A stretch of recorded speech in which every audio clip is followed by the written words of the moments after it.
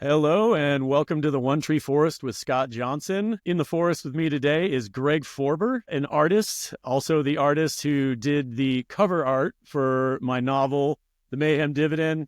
He did I got a finger smudge on there. I'm so sorry. But I did the cover art for, there you go. He did a phenomenal job, just a super awesome cover. I couldn't be more happy with it. Every every time I take take out the physical copy and give it to somebody or somebody hands it to me to sign, I'm just like, yes, yes, yes. All right. I'm happy to sign it.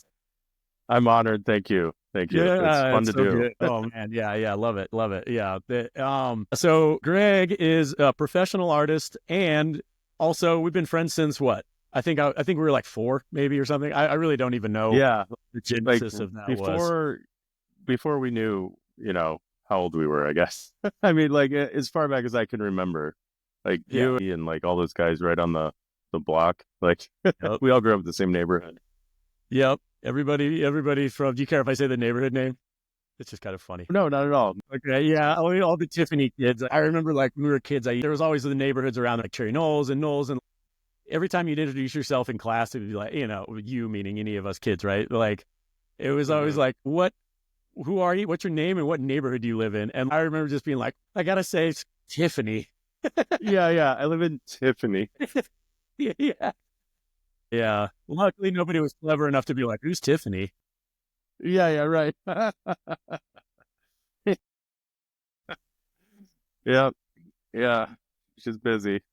I can also remember being in art class, speaking of art with Greg, and just drawing and thinking, maybe I'll be an artist someday. And then looking over and seeing Greg's picture and just being like, that dream's over. Maybe I'll write a book. Uh, Yeah, sorry, shut you down. Well, I could never write. I mean, like that was my one thing. It's like English. It was always a challenge. Like I don't know. What my talents were art, like English was always a struggle. So there you go. You shamed me by writing a book. There we go.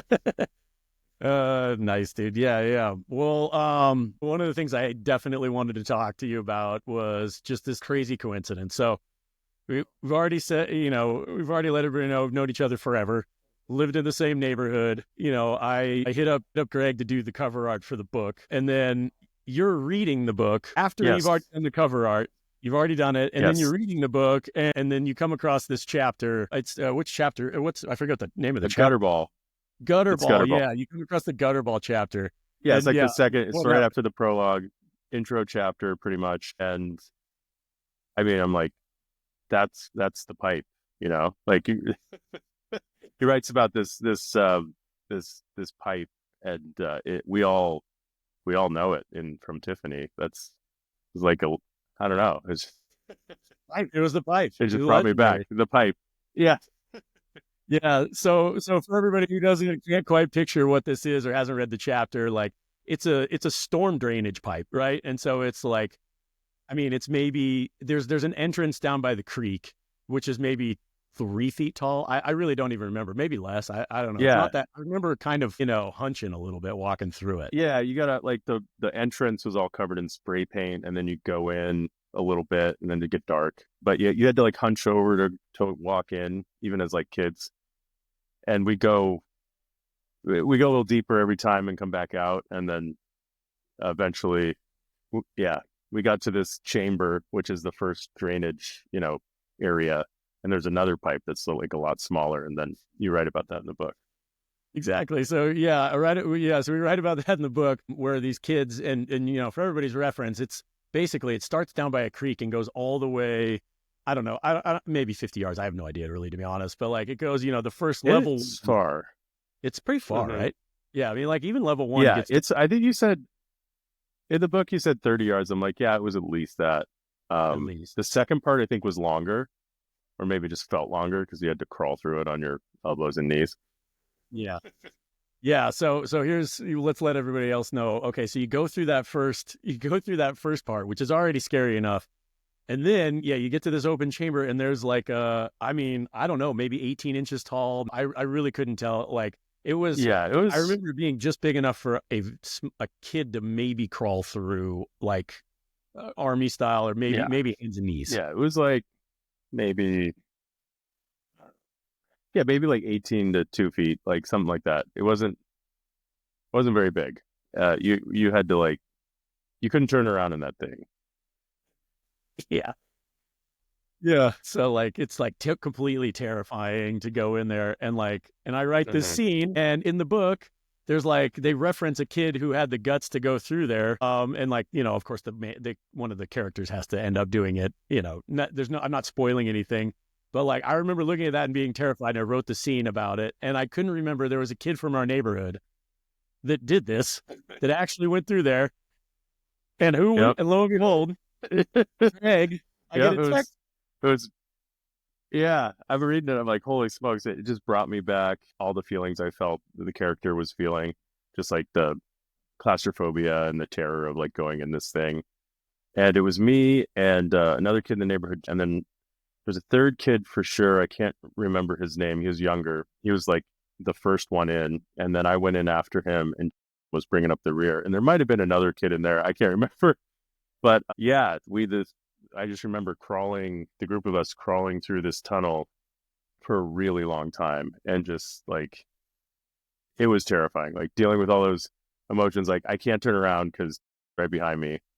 I can't go any faster because this kid's going pretty slow, just moving along, and it just gets black and you can't see anything. And the smell, I just remember like dirt and wet concrete and I mean, just wondering if there's insects, spiders, whatever, all over the place, and you just can't see anything because we didn't bring flashlights. And Of eventually, there's course. this light, and you just head towards the light, and it looks like a light at the end of the tunnel. But when you get there, it actually kind of goes up into the next chamber.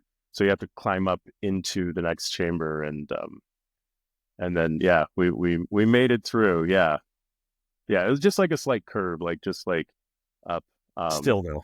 the Yeah, it was really frightening, and I'm reading this chapter, and I'm just like, God, um, it is exactly what I remember. And so I texted you like, holy shit, the pipe.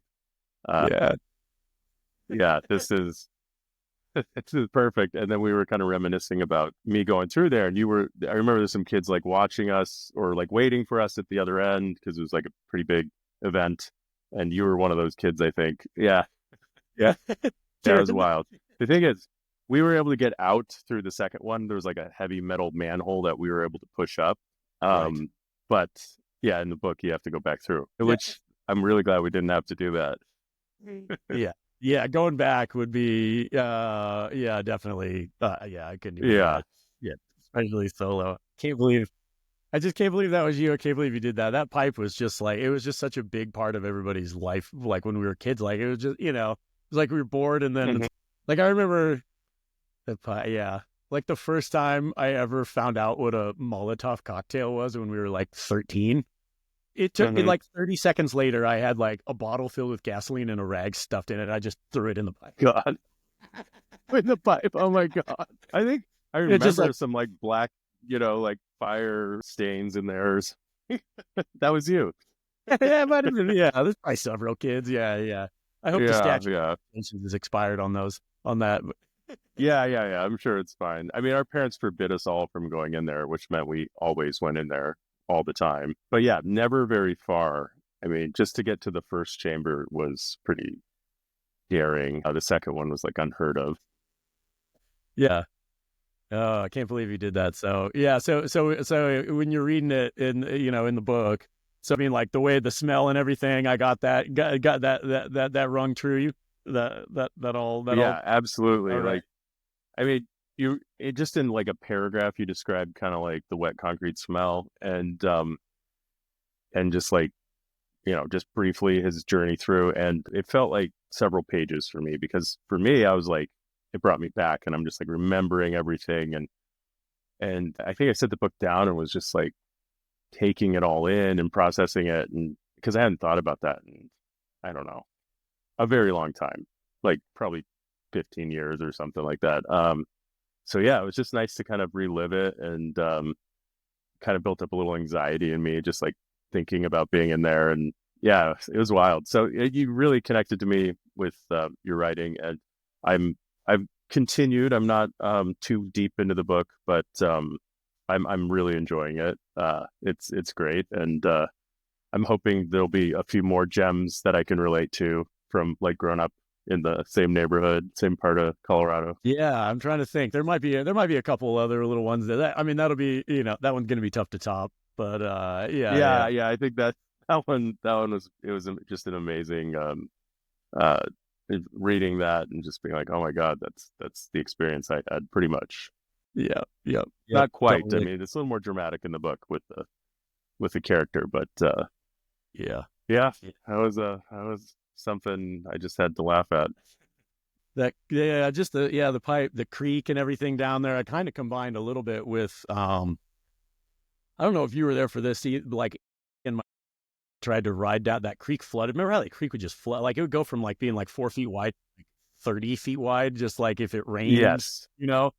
Yep, And you they could tried always to see ride, because all the bushes would be matted yeah, over from the water. pushes over, Yeah, and they the got on grass and stuff. those husky utility boxes and just like, well, like this is a seaworthy vessel, and they tried to float it just like just like Oh storage God. boxes, and like just Yeah, immediately tip, like like it works yeah, for like a second tip. yeah. Luckily, they're both still with us, but I just remember thinking like, oh man, like because there's all those like branches falling over and all the Oh things that yeah. they could have just got caught in. And Yeah, so like it was kind of like, super oh, I thought dangerous. about that and find a little bit of that thinking with you going through the pipe. Oh my God, yeah. I think there's some kids built a raft like out of logs or like wood, and I think I was involved in that. So to get across the river when it was flooding, and Yeah. uh, it just sank. You think you just nail wood together. We pushed it out and just went. Whoop. Yeah. So we Oh, weren't too innovative. no, no.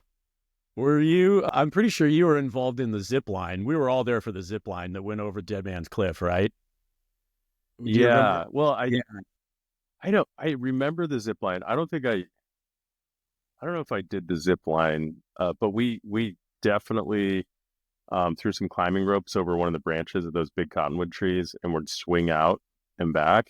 And I hit the tree once, and Oh, yeah, that's right. Was there? yeah. Yeah, I remember. I don't know if you were there for that, but yeah, I like had a hairline fracture in my like scapula or something like that. It was pretty. Yeah, that's Yeah, you're like, we did oh, some this crazy stuff. is a funny story at all. Yeah. Yeah, yeah. But the zip line, I don't know if I hit that, but yeah, Okay. that Yeah. those cliffs were wild. We'd always like climb up them and run around. Yeah. I don't know. How did we survive? I don't know. Yeah. Dead Man's Cliff. By the way, no one has ever died falling this cliff. To my knowledge. Yeah. Cliff, there's like this story of some guy going off in a motorcycle, which we don't know where that story came from or if it's even true. Yeah. At least I remember that's what he I tried to ride remember. Yeah. the side of it with a mountain bike one time. I think Mm, Dave tried to ride it off. Like, I think he rode a mountain bike like on the very side of it, but like not like the oh, main. okay. Yeah. But yeah, we did Yeah. Yeah. we had a zip line and we were using like, those like C clamps that you can use to like, that like carpenters use to like hold wood, and like you screw it. It looks like a carabiner, and like you screw something in Hmm. it. As you tighten it, the thing kind of comes up, and like, so we were using that as a carabiner, and we had a dog. Whoops. We'd like take a dog leash, loop one end through the little like, the little loop at the end of the dog leash, and kind of like cinch it underneath our butts, clip Hmm. and screw the thing in, and like I didn't notice that it had started slowly bending out, and I jumped off of it one time. I ran, jumped off this cliff, and it didn't even catch me at all. And luckily, Just like because the cliff goes like this, and then there's like sand here, yeah. like a pile, Yeah, it's like a and like a little slant. and landed right on my butt, and then the carabiner, and then the C clamp hit me in the head. So yeah, I guess you might have Oh remembered that you were gosh. there for that one. So I had like like blood Yeah. coming. It was yeah. Yeah. We always had all kinds of injuries doing or riding bikes off the jumps down in the creek. Like there was all these like big dirt jumps that the bigger kids must have built, and we'd be hitting them with our little BMX bikes and Yeah. getting injured. Yeah. Remember, my brother got 9 stitches in his knee one day going off of one of those. Yeah. Yeah. Yeah, you had like older brothers that were like even more wild than we were, I feel like. So Yeah. Yeah. I mean, the older ones were wild, the younger ones were wild. We were wild. I don't know. Yeah, Just yeah, boys. yeah. Growing up at a time when your parents used to just let you out of the house and, you'd come back for lunch or dinner or whatever, and that's it. It was awesome. Yeah. Good old days. Absolutely. Yeah. Well, yeah, that's good stuff. I could tell those type of stories for forever, but yeah, they're Yeah. I'm Right. glad maybe I'll incorporate a cliff, or something in the next book. Yeah. Yeah. Maybe I so. love that. Yeah, that'd be fun. But that cliff also, dude, we stole the rope that we used to make the zip line. We stole, remember how like Hmm. every once in a while like construction workers would like leave, like they'd like survey things. They just had like a bunch, they had like a giant spool of rope, and Okay. we stole a bunch of rope and make the zip line out of it. Um, and I could see from the window of my house, like, the house kind of like backed up to cat a corner, right? Like, and I could Hmm. see like the next day, and I looked, and the guy's like, mad, like you could tell he's like back at the Hmm. job. He's looking around like, where's my stuff? And he goes, Yeah. and to see him go like this, like that, like I didn't actually hear him Yeah. say yes, but he went like, he made Yeah. this motion. And I was like, what do you say yes? And then I was, Yeah. I Huh. left my bike. I left my bike there. I stole his rope and I left my bike. So he stole my bike. No. So I got some lousy rope Dude. and he got like a mountain bike that he could, sell it at whatever, play it against sports or something for whatever, Oh my 50 gosh. Oh, it sounds like wasn't stolen, it was traded. was treated. Yes. Yeah. Traded rope. Yes. Deserved it. Yeah. Oh Yeah. man, that's a bummer. Man. Yeah. Just good times though. Good times growing up. What a gift to be able to like live in that neighborhood and just have that green belt and everything and be able to Hmm. just get into Yeah. trouble, you know, trouble with a lowercase t.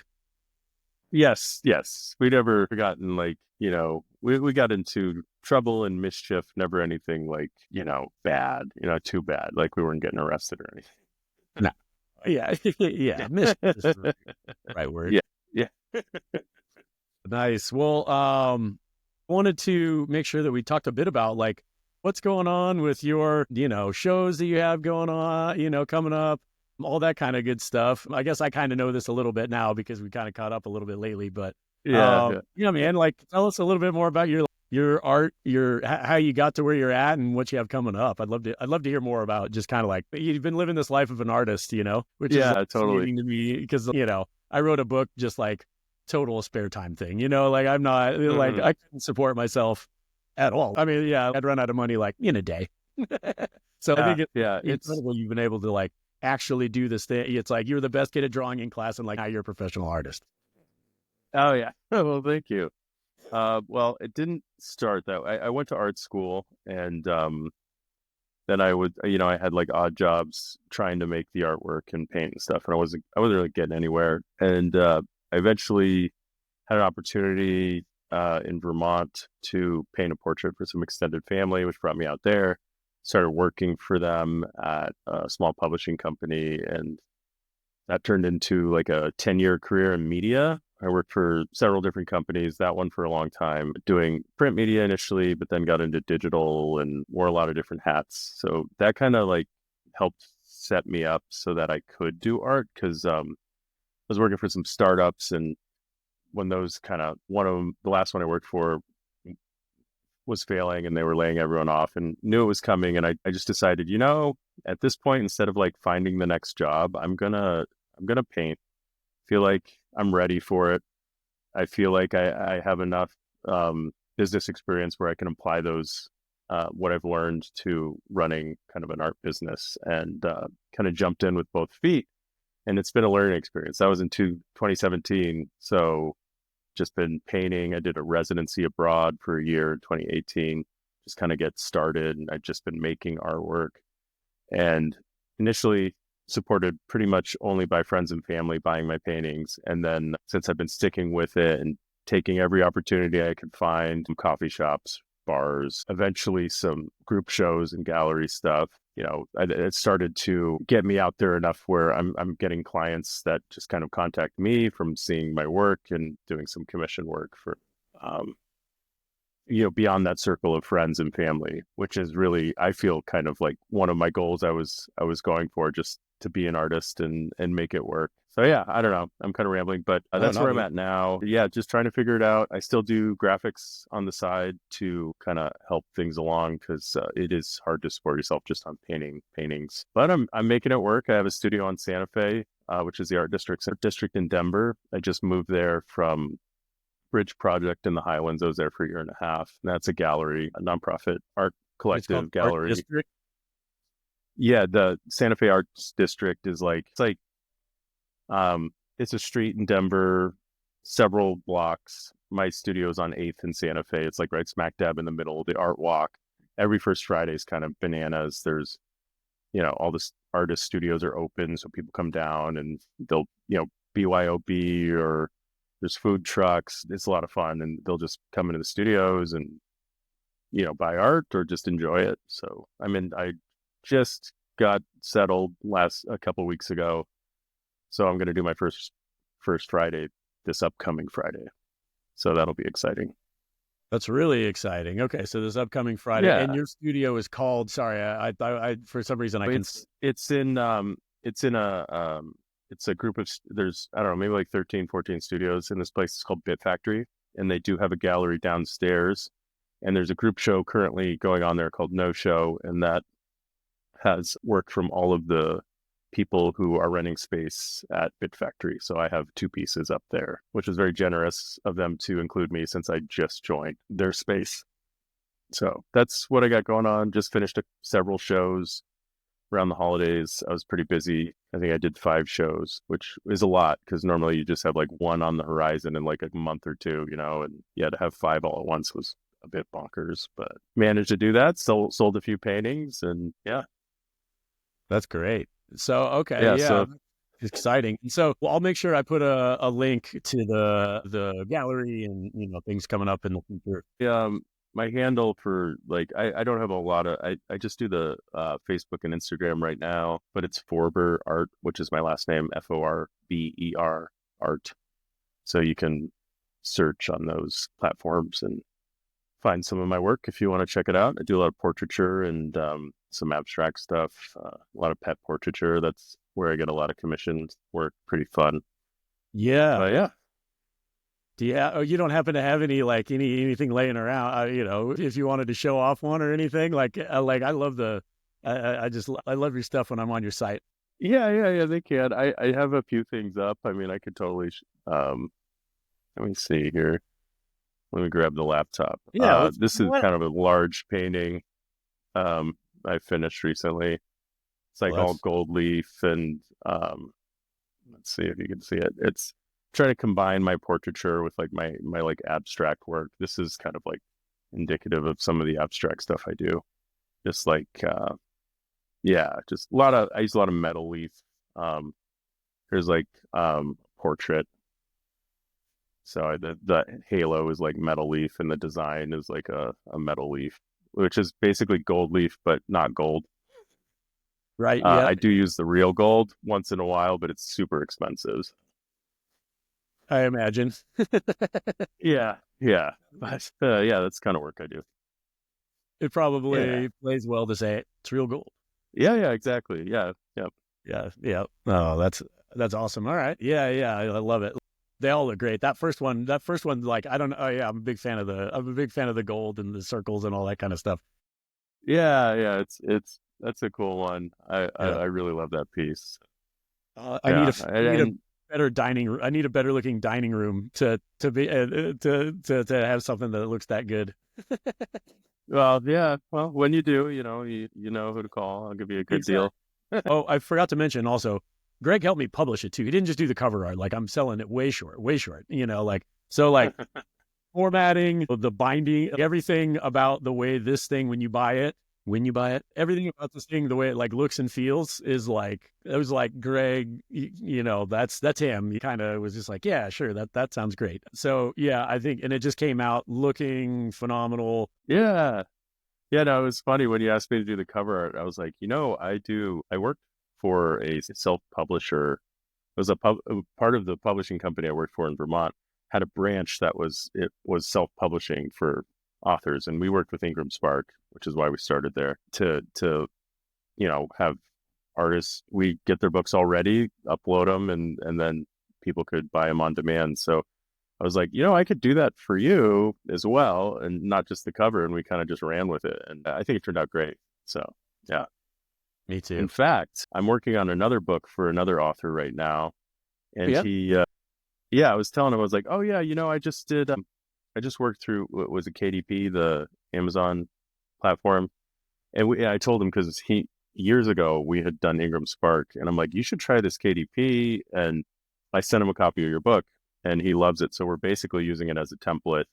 He liked the fonts and everything. I'm like, cool, yeah, we'll just I'll go from there. So I'm using your book as inspiration to publish another one of his. Fantastic. Well, I had somebody hit me up the other day also that's writing a book and is curious as well. So maybe Okay, great. maybe we got a little momentum here. Yeah, right. Yeah. Okay. Yeah, I'm sure he wrote I'm sure he could spin a pretty good yarn actually. So I'm excited to Oh, read okay. it. Well, I have to say, Scott, I'm very impressed with your writing. Um, and not I didn't know what to expect, but like I'm very engaged in this book. I like where it's going. I don't know. It's captivating and the writing's good, and yeah, I feel like I'm going to blow through it. So I think it's a good find if you know people out there want to read a great book, a great thriller. Yeah, I would definitely uh, buy a copy of this. Awesome. Well, thank you so much. Well, yeah, available right on Amazon, The Mayhem Dividend by Scott Johnson. If you're watching this within the first few months of me putting out this podcast, it's for sure on Kindle Unlimited for free, or you can just buy the ebook on Amazon or the hardback. The hardback feels great, whatever you like to read in, but the hardback is it's got a nice feel to it. So anyhow, Yeah, I'm one of those people that still likes to hold a book and flip through the pages, and if I find something I like, I fold down a corner and make a note and stuff. I like to do. That's how I like to consume my books. yeah. Yeah, it is pretty nice. Yeah. Well, awesome. I think that's an awesome place to call it a wrap. Greg, thank you so much. Yep, for everything. Great interview, great cover art, great everything. So it's been a heck of an experience. And I look forward to, doing a sequel. Yeah. Well, I do as well. It was a wonderful process, start to finish, and we got to reconnect, and I'm really happy about that mostly. So yeah, this Me has too. been great. Absolutely. All right. Cheers. Well, then we are out of the One Tree Forest.